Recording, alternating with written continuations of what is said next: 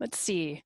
So I'm going to start with, so I was a Peace Corps volunteer, and being a Peace Corps volunteer is kind of a front row seat to a lot of failures in the development world. So I can tell you the story of kind of a water sanitation project in my community when I was a Peace Corps volunteer as kind of an introduction to what we're going to talk about today.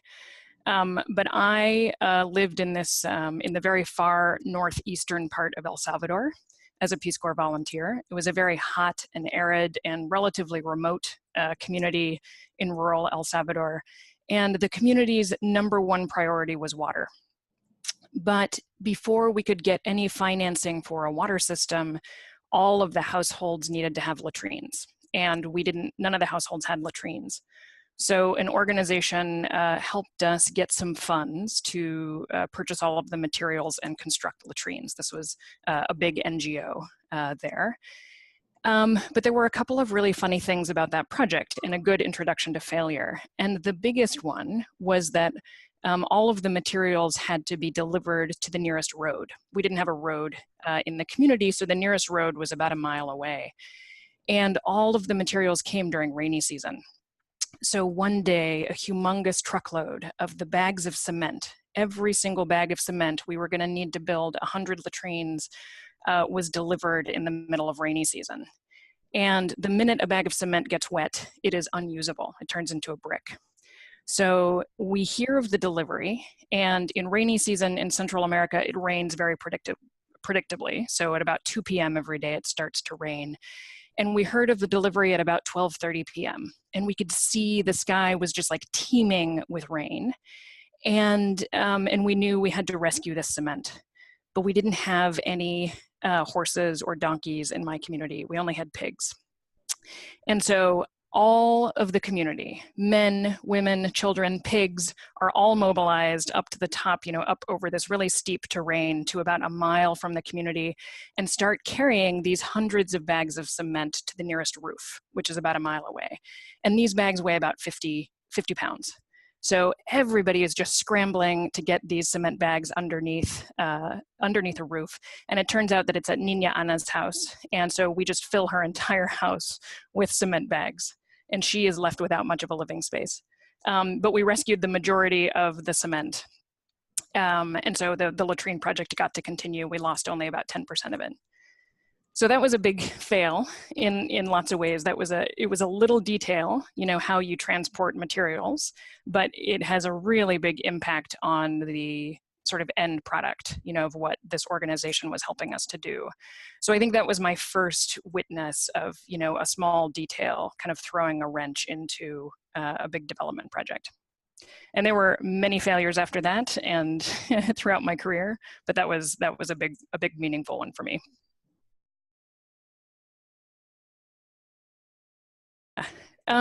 Sure. So when I was an undergraduate, I was not thinking at all about water and sanitation. I wanted to be a doctor, actually, but I joined the Peace Corps shortly after university, and I was assigned to a water sanitation project.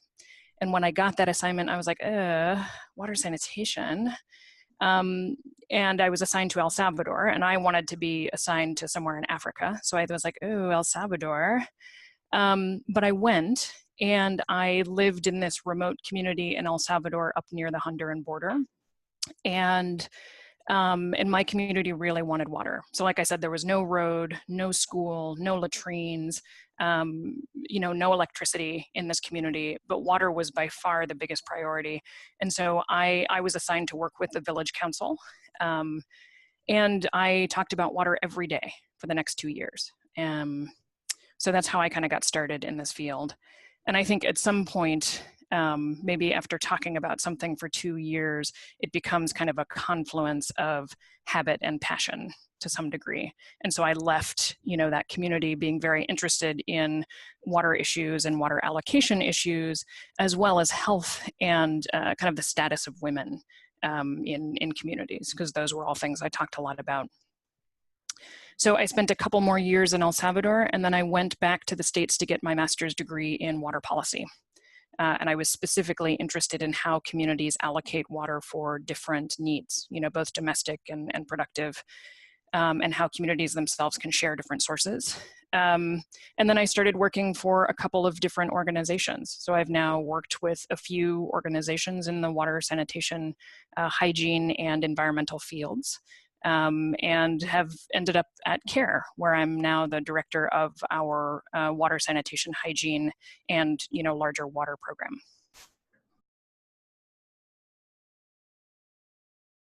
Well, let me tell you a little bit about CARE, and then I want to kind of have a quick thought experiment with you guys to kind of approach that question. And I am happy to share a quick slide or screen if I need to, but so CARE is a large humanitarian assistance organization.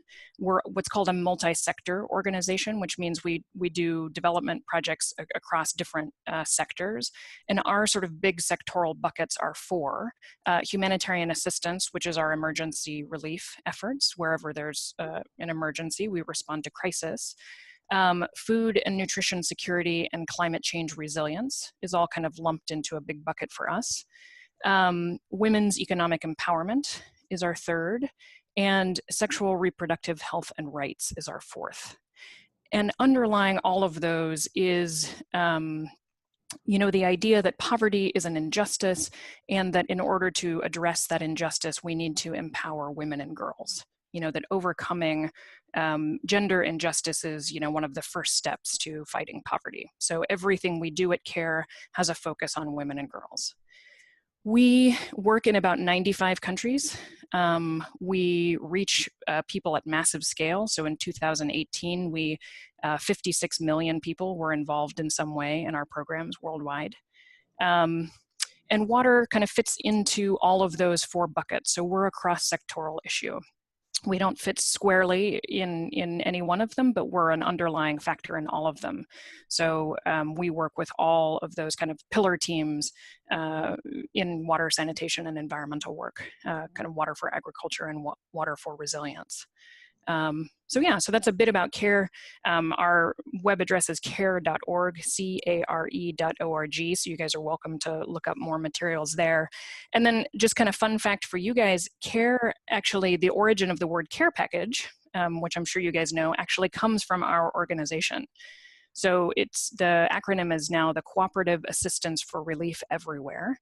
It was actually formed right after World War II. In war-torn Europe, and we used to send care packages. So these were packages of food rations, and emergency supplies were actually airdropped into war-torn Europe, and those were the original care packages. And that's now made it into the vernacular, our vernacular, as as kind of a package that one of your loved ones will send to you. But that's actually the origin of that term. So how did CARE kind of start in this systems work? Well, tell me, I can see you guys, so give me a sense of how many of you guys have worked or kind of are familiar with water, sanitation, and hygiene work at all. Have any of you guys studied or participated? Okay, one, perfect.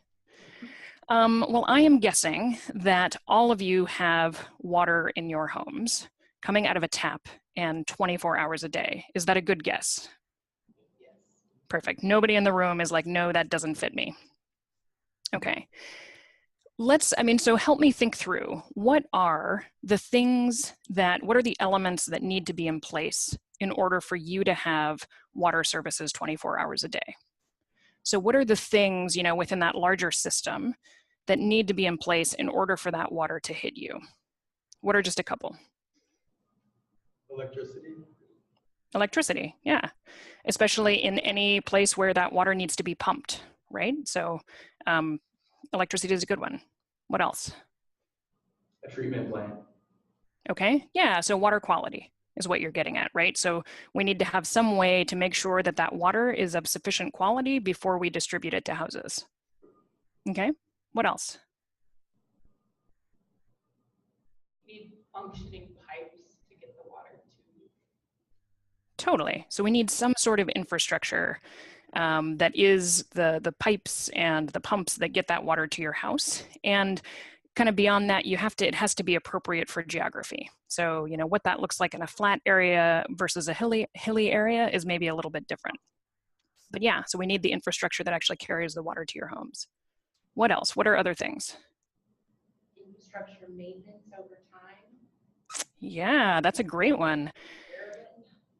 Exactly. So we need someone to be able to repair and keep, operate that system and make sure that whenever there's a break or a leak, that someone's there to repair it. And usually in your case, that's usually the utility itself, right? They're identifying leaks and they're conducting the repair. Yeah, what else? Water. Right, you need a water source. So you need a source that's capable of providing water to all of the people in need. So that has to be a big enough source that can sustain that population over time. How about things? So I'm assuming you guys also pay for your water. You may not remember that you do, but you do. So you need to have some sort of service fee, right? There needs to be some sort of finance that keeps that operation and maintenance running over time. We talked about water quality, so we need to have some sort of regulatory environment, right? In which the government sets the terms of service, or somebody sets the terms of service and says this is what the minimum standard of quality service and water quality look like. Anything else? Anything else you guys can think of?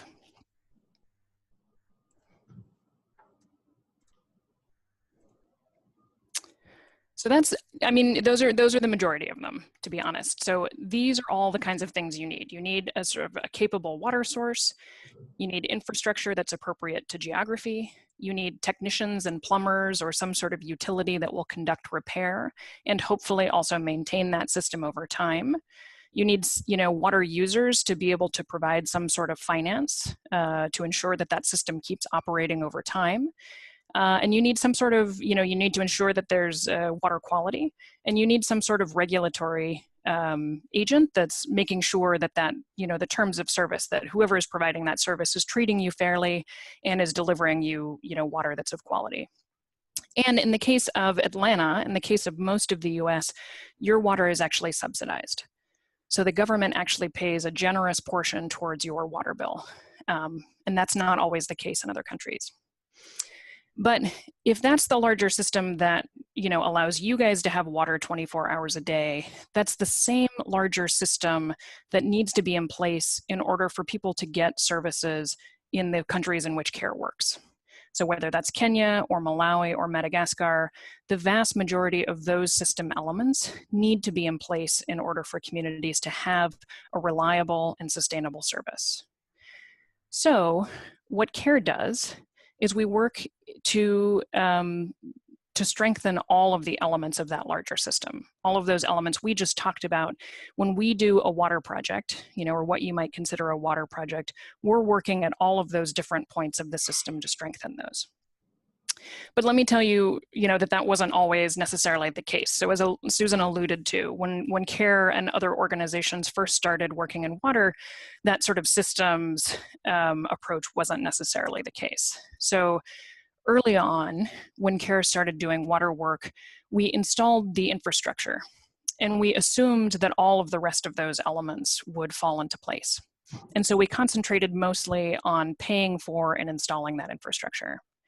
But in the end, that didn't work very well. We noticed that water systems were breaking down pretty quickly. So about 2 years perhaps into working, those systems were breaking down.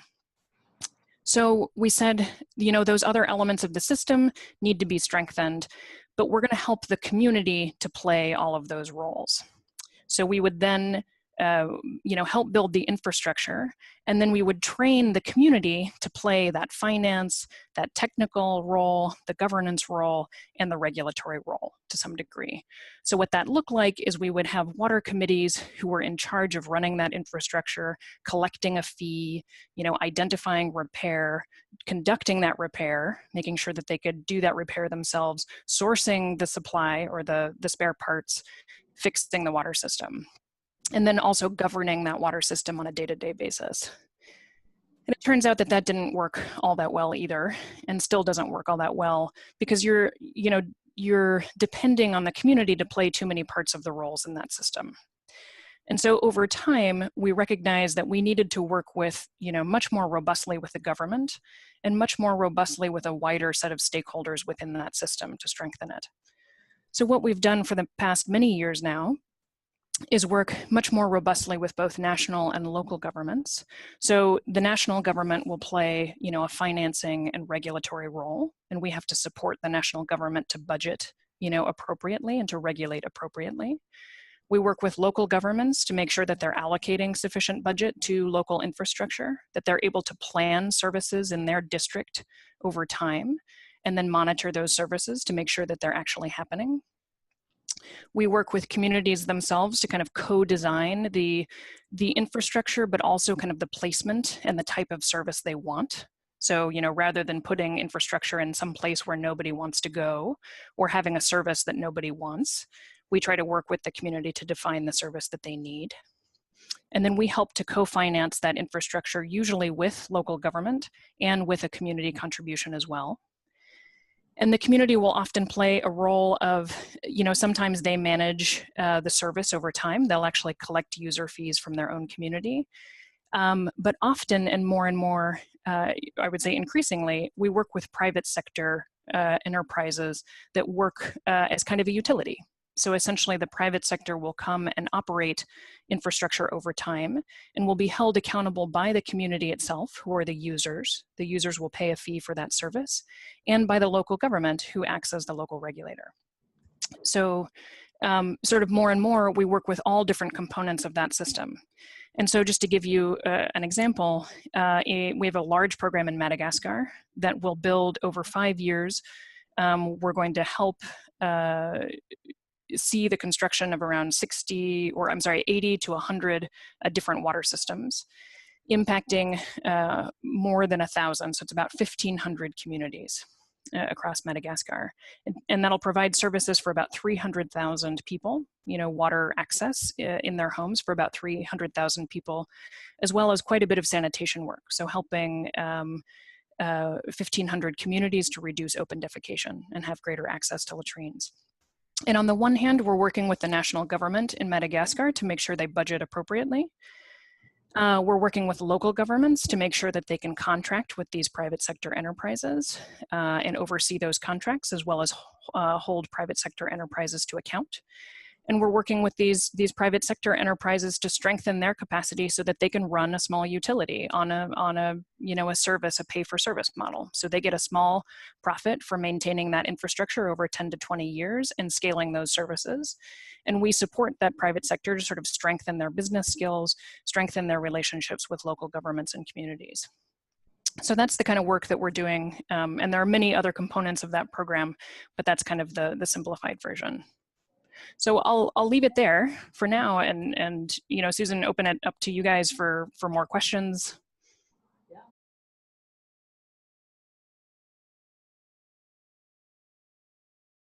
Yeah, it's a great question.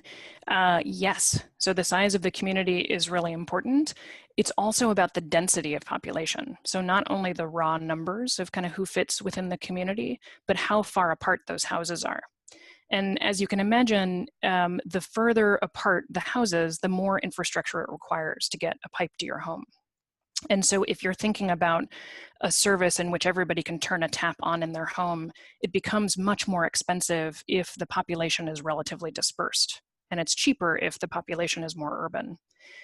There's other ways that that plays out too. So water, as we said, water source capacity is a big piece. So how much can that water source, which could be groundwater in some, in much of sub-Saharan Africa, we're talking about groundwater systems where we're pumping directly from a shallow aquifer, for example. In some cases, that's like a mountain spring where we're capturing water that's kind of running through the hillside, and we're capturing it in a big storage tank. But that capture needs to be big enough to, serve the community.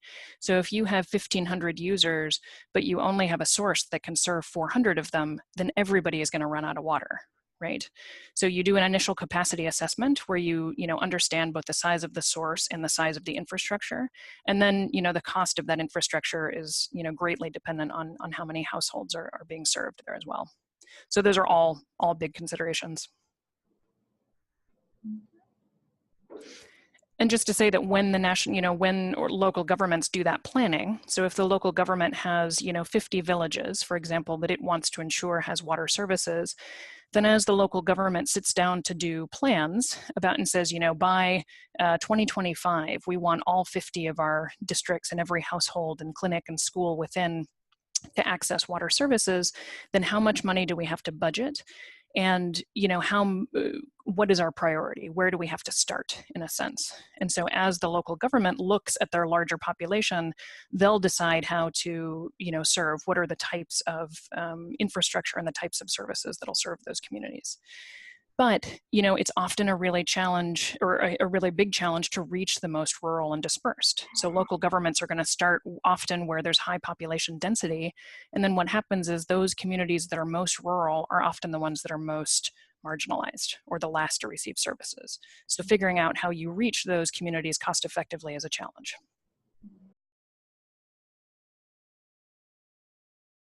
So much of the infrastructure in these groundwater environments are wells.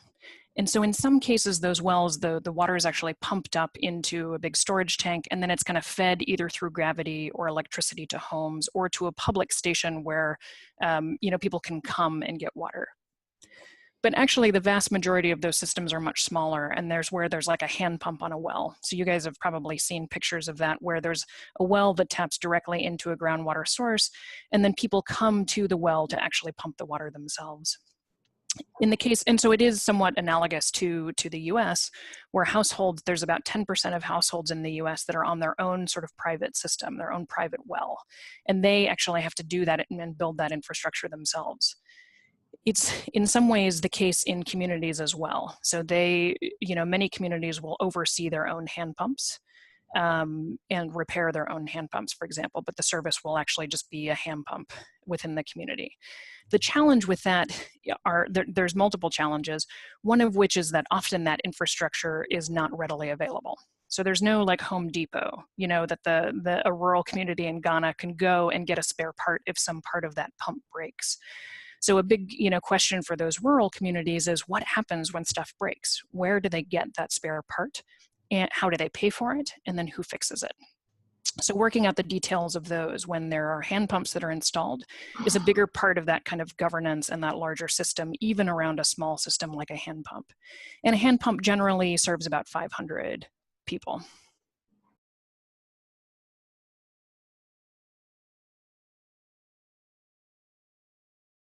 Yeah, Dory, that's a really fantastic question. And it is it's one of the singular challenges of this work is, you know, the government, both at a local and a national level, are really key stakeholders in that larger system. So what happens if either the local government or national government is not capable and is beyond that, maybe even beyond capability, is corrupt? Mm-hmm. And it's challenging. So what we do in the case of corruption, it's really challenging. So we often can't work well in areas where there's high corruption. In cases where there's low capacity, whether that's, you know, few human resources or those, you know, the personnel aren't well trained, or often in the case of local government where there's kind of a gap between the national government and the local government. So short answer is it's really hard to work with corruption. Capacity building is easier. And so part of the sort of system strengthening approach is to work at different parts of that system and build capacity. So for example, we work a lot with local governments to kind of walk side by side with them in the planning and budgeting and monitoring process. So helping local governments to, you know, realistically plan for service delivery and to budget for service delivery, which means they go back to their national governments and ask for a certain amount of money and then can actually use that. So we work on a day-to-day basis alongside local governments. And then with national governments, we often play a policy advisory role or an advocacy role. So we work specifically with ministries of water where they exist. Some countries don't have ministries of water specifically. To, again, kind of plan services, set sector priorities, and allocate budget towards scale at a national level. So work on kind of building that capacity of local government partners. So a Ministry of Water is, analogous to like the Ministry of Health or the Ministry of Education. That's a national government body that's in charge of water resources. And interestingly, it takes different forms in all different countries. So, the Ministry of Health is often pretty similar across contexts, so is the Ministry of Education.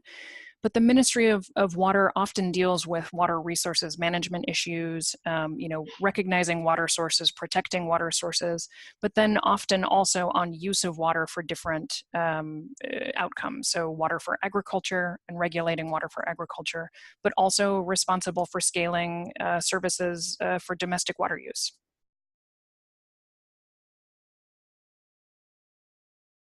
Yeah, that's a good question. No, I don't think I even knew how to research it. I think before I left, and I got my Peace Corps assignment maybe 3 weeks before they sort of shipped me off. It's not always a lot of lead time. So no, it was mostly on the ground. And the Peace Corps does a 10-week training. So when you first arrive in country, or it used to be the case when I was a volunteer, you stayed in a community for 10 weeks in a kind of host family situation. And then you got training. So I got training in, what are some of the water issues. I got a lot of training in how to build composting latrines, for example. I got a lot of training in sort of hygiene elements and things like that, along with Spanish and cultural training. But then I was kind of shipped off to this community. And I don't even think I knew how to think of the issues. I don't think I had a frame at all in my mind of what water scarcity looked like or felt like, or what the various impacts of that were. So, for example, I had never really considered, women's lives in rural areas and the many, many responsibilities that women in rural communities have, including in water, and not just water collection, but every single thing you use water for. And so I think it really, I spent a year there, in Peace Corps is a slow, is often a very slow process. And I spent a year talking to households and different people to, before any project actually happened, which was our latrine project. So yeah, it was mostly just by talking and by seeing. And I lived in, a little mud house. And I think I thought electricity would be the hardest thing to live without. And I was wrong, 1,000 times. And the nearest water source for us was a river that was about 1 kilometer downhill, down this steep ravine. And that's where you did everything. You brought water back. If you wanted to do laundry, you went down to the river, and that was just an all-day affair. And so I think that taught me a lot about what the issues are at sort of a microcosm level, at a community level. And I think only later in studying did I sort of understand that from a larger macro level, to what degree, national government and policy played a role, to what degree the environment around private sector and business played a role, to what degree sort of community finances and local government finances played a role in that access question. So only sort of much later am I still kind of, living into that and seeing that in different contexts and understanding it better.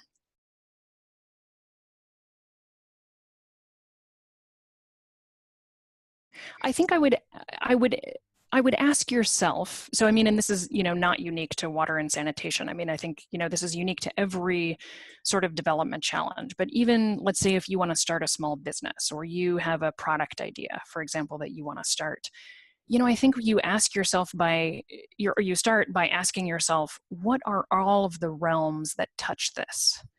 So what are all of the things that I need to think about with this product or this service or this, this idea that I have? What are the potential implications, both good and bad? And there are certainly bad implications, so don't ignore those. I think be honest with yourself about those. And I think, what are the different realms of things that touch that? So if if you have a business idea, then what is the regulatory environment around that product? What is the business climate for that? Who is your market? What is that that they need? All of those sorts of things. So just kind of like, what is every element that you can think of that touches that idea? And again, I would say, ask yourself really rigorously and scrupulously, what are the externalities and the negative externalities that could happen as a result of this? I think that's a really important question. Yeah, and then do lots of reading. There's lots of reading recently on systems, so it's a bit of a buzzword now. And I think it's important to recognize that, elements of that sort of systems strengthening and systems change process have been ongoing for many, many years. It's not new, but it is a bit of a buzzword now. So if you look in the literature, there's lots of studies around what does it take to sort of strengthen a system. I'm going to speak specifically to water, just because that's the piece that I know, and care obviously works in a much larger piece. I think the answer to that is multifaceted. I would say within the larger sector, if we look at getting every single household access to water, I think one of the biggest constraints is finance. So that takes an amount of money that is not made available, at a global level. So if we want to finance all of that infrastructure and keep it up over time, there's a huge gap in where that money is coming from. It doesn't come from users by themselves. It has to come from, the government and other areas. So we need to figure out how to bridge that gap. So I would say in many ways, that's the most obvious, challenge to getting services to everyone. I think there are some other more hidden and more pernicious challenges in some ways, and a lot of those are around social norms. So things like how the way that we think about gender and gendered responsibilities, for example, dictates the way that women engage in decision making, that the way that women control financial resources, the way that they have time, to engage in their larger community, is a more pernicious challenge that I think we do need to grapple with, because that really dictates who is participating in decision making at all levels. So I think that's one that's a little less obvious, and I think is also where the answer is less obvious. Well, Steph, thank you very much.